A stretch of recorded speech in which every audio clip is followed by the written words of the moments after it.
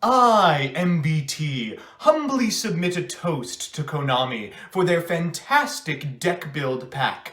Congratulations, Konami. Enjoy your Eldlich.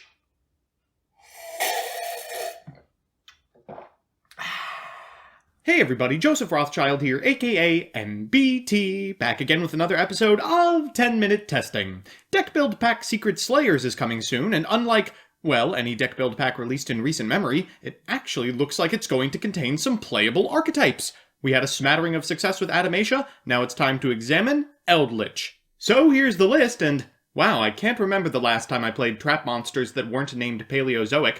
As always, I'll give you a background about the archetype, a little bit of a discussion about what I hope the deck can do, and of course, the card by card. But first, this video is sponsored by Yu-Gi-Oh! Pro Deck. Yu-Gi-Oh! Pro Deck is a one-stop shop for deck building, deck uploading, card searching, and strategy articles, some of which are written by yours truly. I am proud to represent them, and I encourage everyone interested in deck building to check out their website at www.ygoprodeck.com. Now, let's hit the road. Eldlich is an archetype that, simply put, has a lot going on. It's a zombie deck, hence the Lich, but despite what the name implies, it has absolutely nothing to do with the Eldritch mythos. Instead, the Eld comes from the Road to El Dorado, a story about a cursed, lost city of gold. The tribe conflates this story, as do many modern interpretations, with the conquistador-adjacent Fountain of Youth, dividing the cards into three separate categories.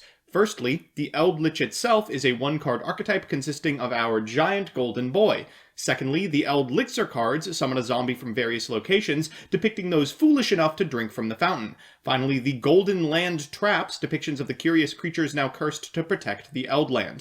The latter two form a fitting closed loop, while in the graveyard each Eldlixir can be banished to set a Golden Land trap, and each Golden Land trap can be banished at the end step to search an Eldlixir. Ideally, these cards come together as part of a cohesive control deck that almost never runs out of interruption.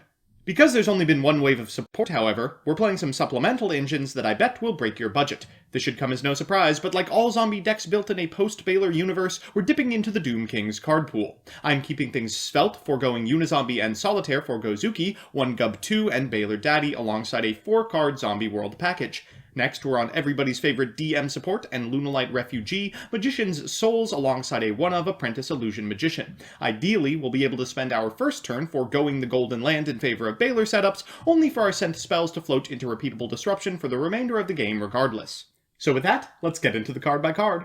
Firstly, our Eldlich monstrosities, 3 of the golden one. Next is the Baler crew, 1 Drock, 1 Gub 2, 2 Banshee, and 3 Gozuki. Finally, our meta-breaking Magi, 3 Magician's Souls, and 1 Apprentice. For spells, we're on 3 Extravagance, 3 Black Eldlixir, which summons a zombie from hand or deck, 3 White Eldlixir, which summons a zombie from hand or graveyard, 3 Eldland, a field spell in all but name that acts as a floating Cleafort Scout, 2 Zombie World, and a Foolish. For spells, we're on 3 Red Eldlixir, which summons from deck or graveyard, 1 Golden Land Guardian, which modifies attack, 1 Golden Land Hackero, which is a glorified DD Crow, and 3 Golden Land Conquistador, which pops cards. Finally, we're on 3 of the ever-glorious Golden Land, a searchable Omni-Negate. Notably, we're not playing Adelanto, it's Phantasm Spiral Assault levels of high investment. In the extra, we're on an extravagance board of Nightmares Unicorn and Phoenix, Sucker, Savior, and Link Haribo. So with that, let's jump into the games. Our first match is up against Monarch, and I know what you're thinking. Joseph, it's unfair to play the Zombie World deck against the archetype that needs to tribute summon, and to that I respond with, what are you gonna do about it? Our opponent's going to lead with a copy of Tenacity of the Monarchs to get a copy of Pantheism to their hand. They're going to activate Pantheism, discarding this copy of Stormforth in order to draw a couple of cards, and the second effect to get a copy of Return. They'll normal summon a copy of Adia and special summon a copy of Idios, activating the effect, then tribute summoning a copy of Aether, activating the effects of both Aether and Adia, and Return, adding an Erebus to hand, putting this copy of Pantheism back in the grip, and special summoning an Aether from deck. Next, they'll activate Pantheism again, no OPT on that first effect, and at end step will return the Aether. Our hand is fantastic. We'll lead with a copy of Magician's Souls and get a couple of these spells and traps out of our grip, and what do you know, a Golden Land. We'll activate Red Eldlixir in Graveyard before activating Golden Effect. They're going to chain the effect of Aether in response to the effect of our Golden one targeting Aether, then Kuraz our back row, ho ho ho, we all float down in the city. We'll go into a Gozuki combo from here, sending a copy of Baler Drock before linking away Gozuki so we can special summon this Glow Up Bloom, activate the effect of Banshee, trigger the effect of Glow Up Bloom as it goes to the graveyard to get Eldlich, and eat one of our opponent's opponent's monsters. Things are looking incredibly good in the end step. We'll activate the effect of Hakero to get an Eldlich from our deck. We're going to choose red, and then we'll activate the effect of Guardian as well, getting white. In our opponent's standby phase, we'll special summon this copy of Balerdaddy from the graveyard, and now the onus is on them to remove our board. Now, unfortunately for us, Erebus is a zombie. They're going to activate the effect of Adia. I figure this is probably as good a time as any to negate the effect. They're going to Land Robe, which puts this copy of Balerdaddy face down. Next, they'll Tenacity for a copy of Stormforth, which they will activate in order to tribute summon a copy of Erebus. Erebus will shuffle one of our spells and traps. We'll activate Red Splatter to bring back Balerdaddy, and they're forced to walk into our copy of Eldlich. For turn, we draw a copy of Magician's Souls. That's something. We're going to lead with a copy of Red Eldlich, and then use the Grave effect of Eldlich and Balerdaddy in order to banish one of our opponent's monsters. We'll use White Fate to get a copy of Gozuki and draw a card off of Sucker. We'll activate Gozuki's effect to get this Eldlich out of our hand and summon another one. We don't have lethal, but I mean, this is effectively the end of the game. We're going to burn an activation of this Prime Monarch before getting in for a fair amount of damage and link summoning a second Vampire Sucker, so that not only do we trigger the effect of Conquistador at end step, we trigger the effect of Balerdaddy in the standby. Our opponent's going to activate the Prime Monarch, but probably too little too late. Hilariously, they elect to activate the effect of Droll and Lockbird after we draw a card off of this. It locks you as well, but not that it matters at this point. We're going to negate the effect of Idea, and that's just about it. They're going to walk into our copy of the Golden One, putting this Stormforth back in hand, but unfortunately don't have a tribute summon remaining. For turn, we draw a copy of Land, and this is absolutely it. No reason to waste any more time. We're going to activate the effect of Gozuki so we can banish our opponent's remaining monster and go to the battle phase. We'll attack directly for 25 and win. Our second match is up against Cyber Dragon Orchist. Let's see how this archetype performs when it plays against a deck that doesn't fold to its incidental Floodgate. We're going first. We're going to lead with a copy of Gozuki. We'll activate the effect of Gozuki to send our big golden boy, then we'll bring him back with a copy of white. We'll use black to get a copy of Banshee to our side of the field so we can link summon a copy of Sucker, set a copy of Zombie World, and pass it back to our opponent. For turn, our opponent is going to lead with a copy of Scrap Recycler, sending a Nightmare. We'll Hakero that away. Afterwards, they'll Cyber Emergency for Noxter and use its effect, discarding another Nightmare. Well, we have to destroy the Scrap Wyvern, which means they're going to be able to Rev System back this Noxter. We'll draw a card off Sucker, but they'll be able to send a World Wand and use World Wand to bring back Nightmare, link summoning a Galatea. That's full combo. They'll shuffle that back for a copy of Return. They'll use Return's effect before overlaying for Dingirsu, eating our copy of Zombie World and walking over our Sucker.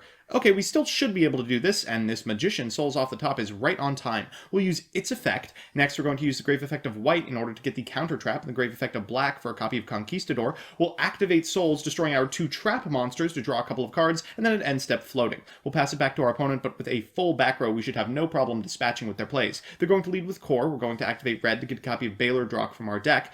This gets a copy of, Overload to their hand. Wow, they're really in on Cyber Dragon. I activate Conquistador, not sure if it will trigger Balerdaddy's effect. It doesn't, which is unfortunate, but Linkaribo does, so we're able to banish this copy of Dingirsu. At end step, we'll activate the effect of Hakero, and this should be the end of the game. We'll activate White Fate, getting back Gozuki, and then Red in order to set a card. We'll activate the effect of Gozuki, then the effect of Balerdaddy, banishing our opponent's remaining monster. From this position, we basically can't lose, so our opponent concedes. So, it's time for Game 3, and in the year of our Lord 2020, you know what that means, a best of 3 versus Spiral. Our opponent's going second, so at the very least we have a chance to set up enough disruptions to prevent them from popping off. We're going to lead with a copy of Magician's Souls. Afterwards, we're going to draw a couple of cards by sending Elixirs to the graveyard, and there's the Droll and Lockbird.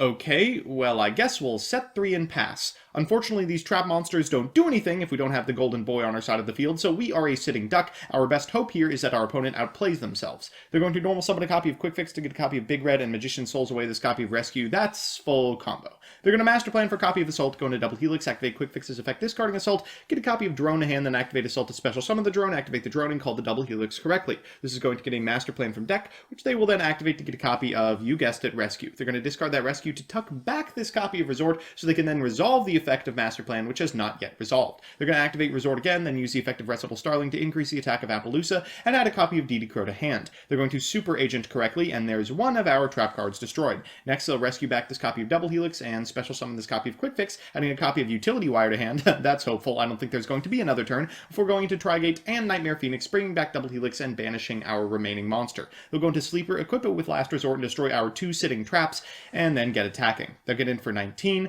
for 22, and for well over lethal. So, it's time for Game 2, and At the very least, our hand looks much better than it did last game. We'll be able to have access to multiple pieces of negation and interruption, one of which our opponent will have absolutely no knowledge of whatsoever. We're going to lead with a copy of Magician's Souls, afterwards going to activate the effect of Golden Land, then activate the effect of Magician's Souls so we get the graveyard effect of Golden Land, which allows us to send a copy of Eldlich to the graveyard. We're going to set a couple of cards and activate Eldlich's graveyard effect before link summoning a Linkaribo, passing it back to our opponent and activating Conquistador. I'm feeling pretty good about our position.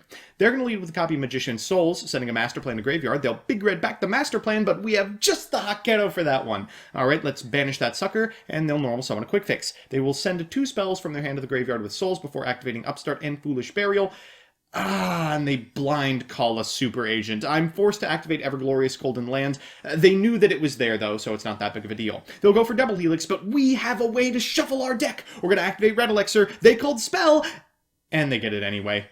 Okay, 2 blind calls, whatever, I'm not mad. We'll use Banshee to get a copy of Zombie World to our side of the field. They'll activate Quick Fix, but it's probably too late because here's Boral Sword Dragon. They're going to activate Spiral Resort for a copy of Tough. They'll activate Rescue to bring back this copy of Master Plan. They'll activate Master Plan's effect. Go into a copy of Phoenix, co-linked, by the way, so they get to draw a card before going into Sleeper, bringing back this copy of Last Resort, equipping from field, don't see that often, and targeting our remaining monsters. While Eldlich can't be destroyed by card effects, it can be destroyed by battle. So Boral Sword gets in, and our hopes of winning this game leave. So we're back with the deck, and I'll be completely honest with you, I didn't expect it to pick up against Spiral, but that doesn't mean I can't be mad about it. Let's do the pros and cons. First, the pros. 1. If the next wave of support for this archetype is as competent as the first, we'll definitely have a powerful deck on our hands. Searchers, repeatable removal, omni-negates, summons from deck, all we're lacking is a playable Eldlich. 2. Its incidental synergy with an existing powerful zombie archetype is more than enough of an argument for its playability in the interim. And 3. It operates on an axis that decks nowadays aren't capable of dealing with. When was the last time trap monsters were a legitimate viable strategy? And the cons. 1. Like Plunder Patrol, it feels unfinished. You're so absolutely reliant on finding Golden Lord that you're often unable to mount a considerable setup without popping 3 of your own spells in the process. 2. There are a couple of cards, looking at you, ding, that resist this deck's primary mode of interaction, popping. There's a reason you don't see Conquistadors anymore. And 3. As of now, its high roll boards just feel like bad Balerdaddy. If you want to dance with the Doom King, just do that. All in all, it's a unique and promising archetype that's arguably playable now, but has an extremely high ceiling pending future releases. So that's that. Thanks to my patrons, Protagify, Tyler Slacks, Miko Reichman, Crispy, Sir Tachyon, Emperor Stove, TJ Steakhouse, Pro Yugi Dad, Picnic Blasted, Burrito Man 93, Fighting Fang Wong, Donnie Fillerup, Meatmoto 27, Adam Sundquist, Isaac Jackson, Second, Lucas Geardis, Adam Trevino, Adrian Broad, Distrin, and others. If you like my videos, please consider subscribing. And if you want to be part of the process, follow me on Twitch as well. See you next time.